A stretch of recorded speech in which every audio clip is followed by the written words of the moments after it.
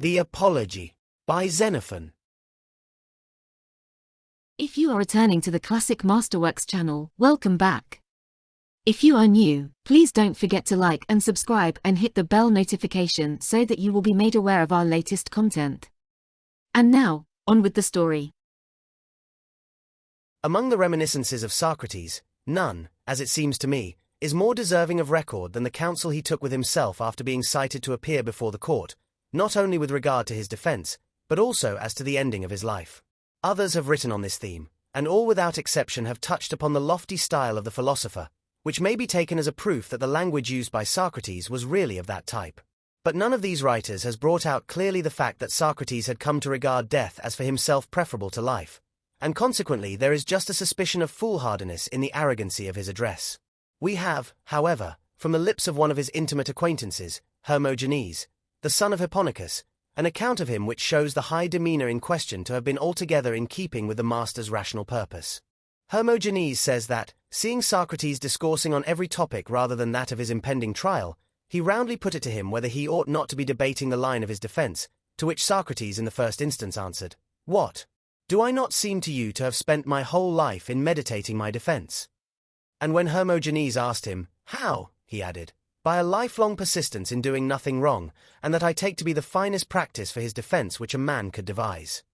Presently reverting to the topic, Hermogenes demanded, "Do you not see, Socrates, how often Athenian juries are constrained by arguments to put quite innocent people to death, and not less often to acquit the guilty, either through some touch of pity excited by the pleadings, or that the defendant had skill to turn some charming phrase?" Thus appealed to, Socrates replied, "Nay, solemnly I tell you, twice already I have essayed to consider my defense, and twice the divinity hinders me." And to the remark of Hermogenes, "That is strange," he answered again. "Strange, do you call it, that to God it should seem better for me to die at once? Do you not know that up to this moment I will not concede to any man to have lived a better life than I have? Since what can exceed the pleasure, which has been mine, of knowing that my whole life has been spent holily and justly? And indeed this verdict of self-approval I found re-echoed in the opinion which my friends and intimates have formed concerning me. And now if my age is still to be prolonged, I know that I cannot escape paying the penalty of old age, in increasing dimness of sight and dullness of hearing. I shall find myself slower to learn new lessons, and apter to forget the lessons I have learnt. And if to these be added the consciousness of failing powers, the sting of self-reproach, what prospect have I of any further joy in living? It may be, you know," he added, "that God out of his great kindness is intervening in my behalf to suffer me to close my life in the ripeness of age, and by the gentlest of deaths. For if at this time sentence of death be passed upon me, it is plain I shall be allowed to meet an end which, in the opinion of those who have studied the matter, is not only the easiest in itself, but one which will cause the least trouble to one's friends, while engendering the deepest longing for the departed. For of necessity he will only be thought of with regret and longing who leaves nothing behind unseemly or discomfortable to haunt the imagination of those beside him, but, sound of body, and his soul still capable of friendly repose, fades tranquilly away. No doubt," he added, "the gods were right in opposing me at that time, touching the inquiry, what I was to say in my defense, when you all thought the great thing was to discover some means of acquittal. Since, had I effected that, it is clear I should have prepared for myself, not that surcease from life which is in store for me anon, but to end my days wasted by disease, or by old age, on which a confluent stream of evil things most alien to joyousness converges. No," he added, "God knows I shall display no ardent zeal to bring that about. On the contrary, if by proclaiming all the blessings which I owe to God and men, if, by blazoning forth the opinion which I entertain with regard to myself, I end by wearying the court, even so will I choose death rather than supplicate in servile sort for leave to live a little longer merely to gain a life impoverished in place of death." It was in this determination, Hermogenes states, that, when the prosecution accused him of not recognizing the gods recognized by the state, but introducing novel divinities and corrupting the young, Socrates stepped forward and said, "In the first place, sirs, I am at a loss to imagine on what ground Meletus asserts that I do not recognize the gods which are recognized by the state, since, as far as sacrificing goes, the rest of the world who have chanced to be present have been in the habit of seeing me so engaged at common festivals, and on the public altars, and so might Meletus himself, if he had wished. And as to novel divinities, how, pray, am I supposed to introduce them by stating that I have a voice from God which clearly signifies to me what I ought to do? Why, what else do those who make use of the cries of birds or utterances of men draw their conclusions from if not from voices? Who will deny that the thunder has a voice and is a very mighty omen? And the priestess on her tripod at Pytho, does not she also proclaim by voice the messages from the god? The god, at any rate, has foreknowledge, and premonishes those whom he will of what is about to be.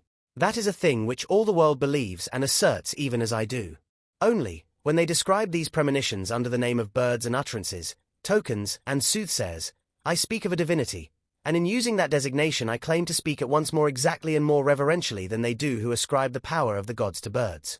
And that I am not lying against the Godhead, I have this as a proof. Although I have reported to numbers of friends the counsels of heaven, I have never at any time been shown to be a deceiver or deceived. As they listened to these words, the judges murmured their dissent, some as disbelieving what was said, and others out of simple envy that Socrates should actually receive from heaven more than they themselves. Whereupon Socrates returned to the charge.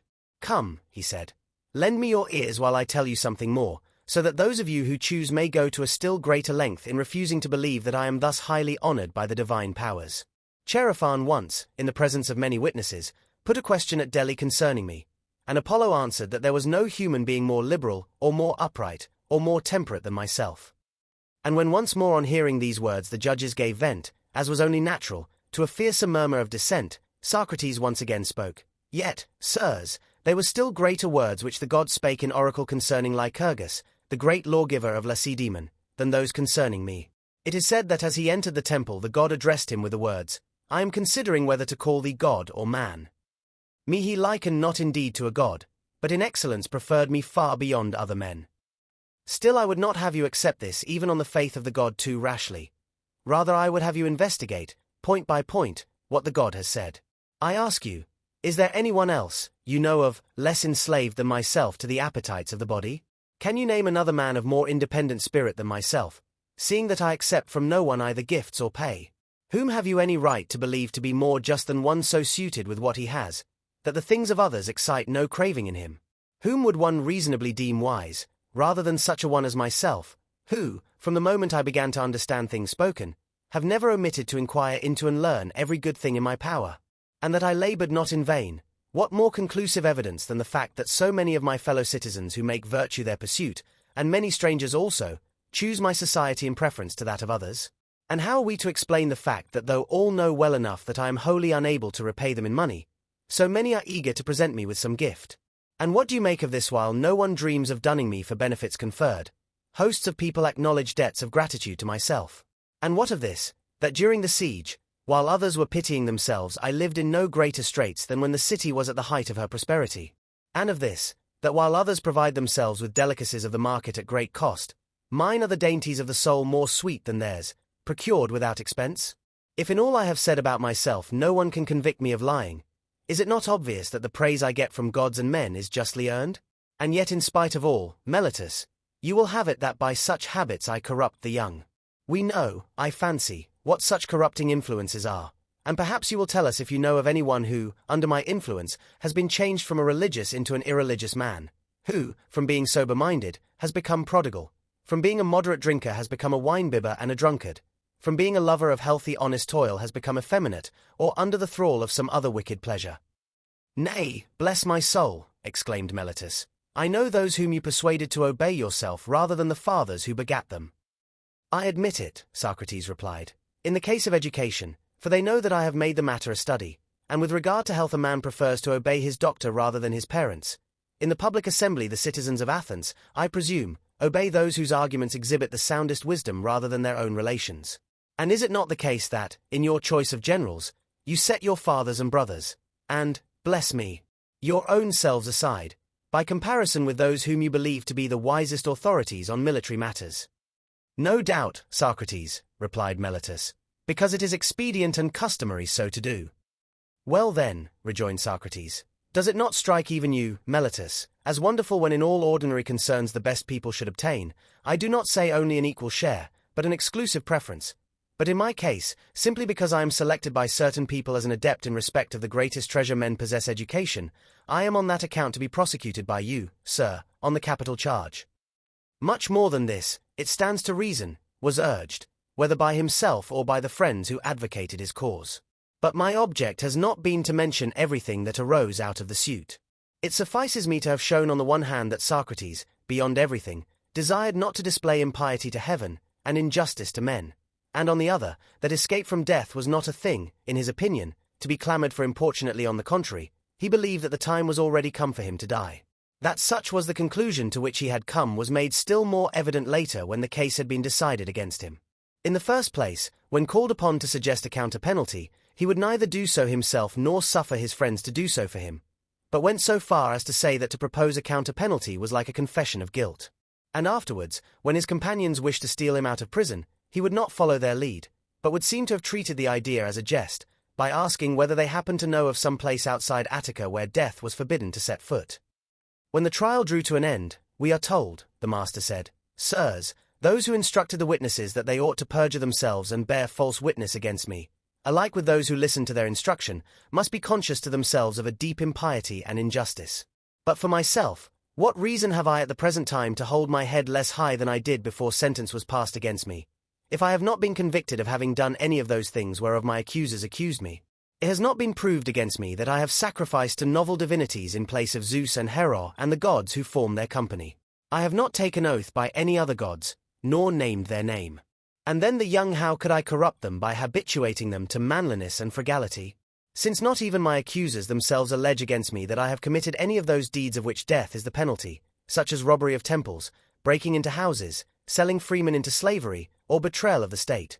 So that I must still ask myself in wonderment how it has been proved to you that I have done a deed worthy of death. Nor yet again because I die innocently is that a reason why I should lower my crest, for that is a blot not upon me but upon those who condemned me. For me, I find a certain consolation in the case of Palamedes, whose end was not unlike my own, who still even today furnishes a far nobler theme of song than Odysseus who unjustly slew him, and I know that testimony will be borne to me also by time future and time past that I never wronged another at any time or ever made a worse man of him, but ever tried to benefit those who practice discussion with me, teaching them gratuitously every good thing in my power." Having so said, he turned and went in a manner quite in conformity with the words which he had spoken. So bright an air was discernible alike in the glance of his eye, his gesture, and his step. And when he perceived those who followed by his side in tears, "What is this?" he asked. "Why do you weep now?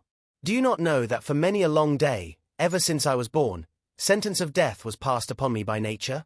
If so be I perish prematurely while the tide of life's blessings flows free and fast, certainly I and my well-wishers should feel pained.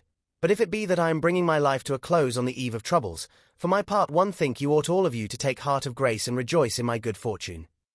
Now there was a certain Apollodorus, who was an enthusiastic lover of the master, but for the rest a simple-minded man. He exclaimed very innocently, "But the hardest thing of all to bear, Socrates, is to see you put to death unjustly." Whereupon Socrates, it is said, gently stroked the young man's head. "Would you have been better pleased, my dear one, to see me put to death for some just reason rather than unjustly?" And as he spoke he smiled tenderly. It is also said that, seeing Anytus pass by, Socrates remarked, "How proudly the great man steps. He thinks, no doubt, he has performed some great and noble deed in putting me to death, and all because, seeing him deemed worthy of the highest honours of the state, I told him it ill became him to bring up his son in a tanyard. What a scamp the fellow is! He appears not to know that of us two whichever has achieved what is best and noblest for all future time is the real victor in this suit. Well, he added, Homer has ascribed to some at the point of death a power of forecasting things to be, and I too am minded to utter a prophecy. Once, for a brief space, I associated with the son of Anytus, and he seemed to me not lacking in strength of soul, and what I say is, he will not adhere long to the slavish employment which his father has prepared for him, but, in the absence of any earnest friend and guardian, he is like to be led into some base passion and go to great lengths in depravity. The prophecy proved true. The young man fell a victim to the pleasures of wine. Night and day he never ceased drinking, and at last became a mere good-for-nothing, worthless alike to his city, his friends, and himself. As to Anytus, even though the grave has closed upon him, his evil reputation still survives him, due alike to his son's base bringing up and his own want of human feeling.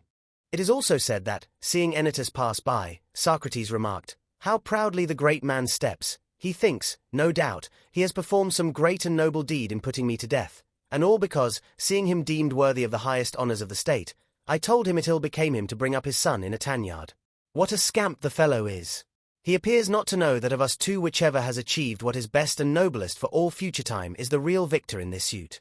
Well, he added, Homer has ascribed to some at the point of death a power of forecasting things to be, and I too am minded to utter a prophecy. Once, for a brief space, I associated with the son of Anytus, and he seemed to me not lacking in strength of soul. And what I say is, he will not adhere long to the slavish employment which his father has prepared for him. But, in the absence of any earnest friend and guardian, he is like to be led into some base passion and go to great lengths in depravity. The prophecy proved true. The young man fell a victim to the pleasures of wine. Night and day he never ceased drinking, and at last became a mere good-for-nothing, worthless alike to his city, his friends, and himself. As to Anytus, even though the grave has closed upon him, his evil reputation still survives him, due alike to his son's base bringing up and his own want of human feeling. Socrates did, it is true, by his self-laudation draw down upon him the jealousy of the court and caused his judges all the more to record their votes against him. Yet even so I look upon the lot of destiny which he obtained as providential, chancing as he did upon the easiest amidst the many shapes of death, and escaping as he did the one grievous portion of existence. And what a glorious chance, moreover, he had to display the full strength of his soul, for when once he had decided that death was better for him than life, just as in the old days he had never harshly opposed himself to the good things of life morosely, so even in face of death he showed no touch of weakness, but with gaiety welcomed death's embrace, and discharged life's debt. For myself indeed, as I lay to mind the wisdom of the man and his nobility, I can neither forget him nor, remembering him, forbear to praise him. But if any of those who make virtue their pursuit have ever met a more helpful friend than Socrates, I tender such an one my congratulations as a most enviable man. Thank you for watching. If you've enjoyed this video, please let us know by liking it. We would really appreciate it. See you next time.